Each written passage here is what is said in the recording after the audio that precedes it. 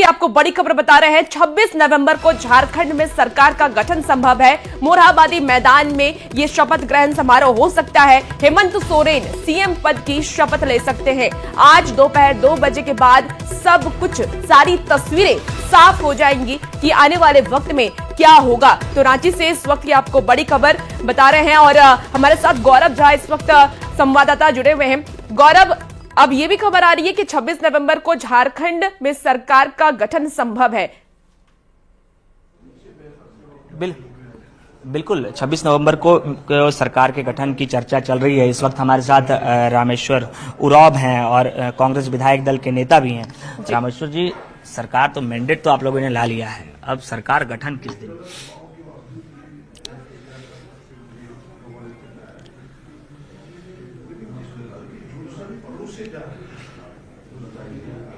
जब पतझड़ आता है तो बसंत बहुत दूर नहीं होता।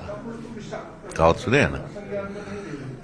बहुमत मिल गया है, सरकार बनने में कोई देरी नहीं होगी।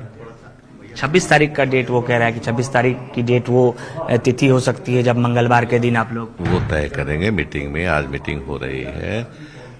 हेमंत जी को हम लोग चुनेंगे नेता, अपना गठबंधन के नेता बनेंगे वो, और फिर वो निर्णय लेंगे कि कब उनको मिलना है गवर्नर से, टाइम लेना है।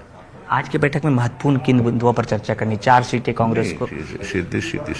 सीधी बात है कि आज की बैठक में एक तो हम लोग मिलेंगे पहले दफे चुनाव के बाद, और फिर जाएंगे मुख्यमंत्री निवास में, वहां उनको नेता चुनेंगे।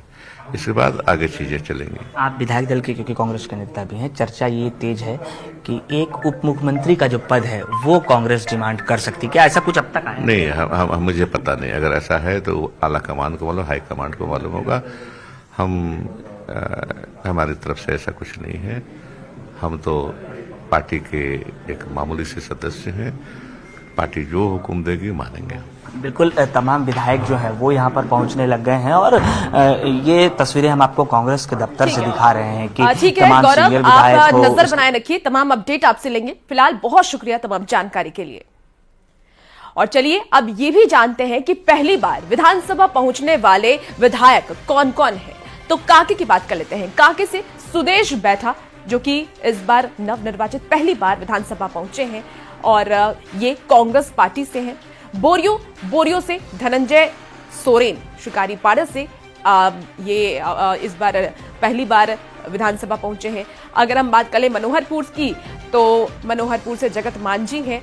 तोरपा से सुदीप गुड़िया और खूंटी से राम सूर्य मुंडा ये पहली बार विधानसभा पहुंचे हैं। तोरपा की एक बार फिर से बात कर लेते हैं। तो देखिए, सुदीप गुड़िया इस वक्त या विधानसभा पहली बार पहुंची हैं। खूंटी की बात कर ले तो राम सूर्य मुंडा जेएमएम पार्टी से हैं और पहली बार ये भी विधानसभा पहुंचे हैं। राजमहल से मोहम्मद ताजुद्दीन जेएमएम पार्टी से इस बार जीत उन्होंने हासिल की है। पाकुड़ की बात कर लेते हैं तो निशात आलम कांग्रेस पार्टी से इस बार उन्होंने जीत हासिल की है। पहली बार ये ऐसे उम्मीदवार हैं जिन्होंने जीत हासिल करके अब वो विधानसभा पहुंचे। बोकारो से श्वेता सिंह है जिन्होंने जीत हासिल कर ली है। विश्रामपुर की बात कर ले तो नरेश सिंह आरजेडी की तरफ से हैं और इन्होंने भी जीत हासिल कर ली है। सिंदरी की बात कर लेते हैं तो चंद्रदेव महतो आरजेडी की तरफ से और पहली बार ये भी जीत हासिल करके विधानसभा पहुंच गए हैं। बड़का गांव से रोशन लाल चौधरी बीजेपी की तरफ से जिन्होंने जीत हासिल कर ली है। और सिमरिया की बात कर ले तो कुमार उज्जवल बीजेपी की तरफ से उम्मीदवार थे जो कि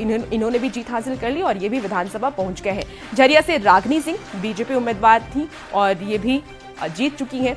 बागमारा की बात कर ले तो शत्रुघ्न महतो बीजेपी की तरफ से हैं और इनकी जीत के बाद कार्यकर्ताओं में भी काफी खुशी हमें देखने को मिली। जमशेदपुर पूर्वी हॉट सीट मानी जा रही थी। पूर्णिमा दास यहां से जीत हासिल कर चुकी हैं। बीजेपी की तरफ से पहली बार चुनाव लड़ी और जीत हासिल कर ली है।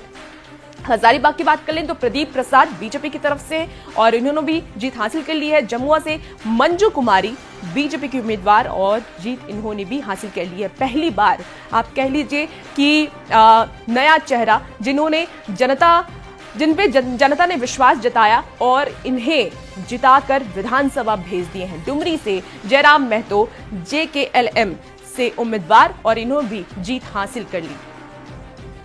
तो वहीं कांग्रेस के प्रदेश महासचिव का एक बड़ा बयान भी इस बीच सामने आया है, जहां विनय सिंह ने यह कहा कि हम चाहते हैं कि डिप्टी सीएम का पद कांग्रेस को मिले। हालांकि यह निर्णय लेना हेमंत सोरेन का विशेषाधिकार है, पर कांग्रेस का हर कार्यकर्ता ये चाहता है कि एक डिप्टी सीएम का जो पद है वो कांग्रेस को मिले, उप मुख्यमंत्री का पद कांग्रेस को मिले।